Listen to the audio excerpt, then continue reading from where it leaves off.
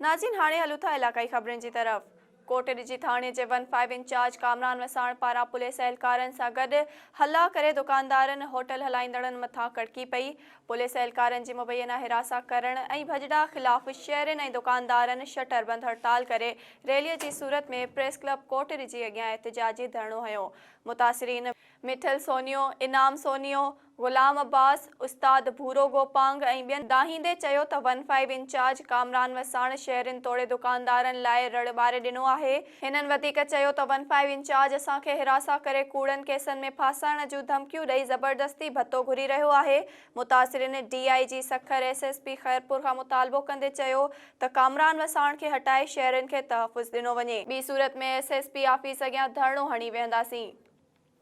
मातलीअ जे मंगणहार मोहल्ले में चइनि जवाबदारनि पारां 14 वरियनि जे नीगर सां बदफ़ैली करण जो इंकशाफ थियो आहे।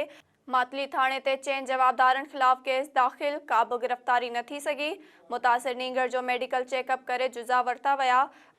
बदफ़ैली जो शिकार थियल नीगर शारिफ़ मेमण जे पीउ मुख़्तियार मेमण मातली थाणे ते केस दाख़िल कराईंदे मौक़िफ़ इख़्तियार कयो आहे त चइनि जवाबदारनि संदसि पुटु शारिफ़ मेमण खे कंहिं बहाने सां घरां सॾे जमील कॉलोनी में हिकु जाइ में वठी विया, जिते जवाबदारनि पारां साणसि बदफ़ैली करे खेसि धमकियूं ॾिनियूं वयूं त जेकॾहिं हिन सां वाक़े बाबति कंहिं सां ज़िक्र कयो त खेसि मारींदा। मातली पुलिस जवाबदारनि अपाली मंगणहार, अली हैदर उर्फ़ गुड्डू मंगणहार, शहबाज़ मंगणहार ऐं सैफ अली मंगणहार ख़िलाफ़ PPC तहत केस दाख़िल करे वरितो आहे, पर अञा ताईं का बि गिरफ़्तारी न थी सघी आहे।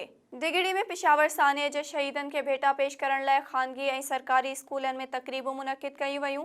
Government boys higher secondary school ऐं ॿियनि ख़ानगी ऐं सरकारी स्कूलनि में तक़रीबूं कोठाए भेटा पेश करे दुआ घुरी वई शहीदनि खे सुर्ख़ सलाम पेश कयो वियो।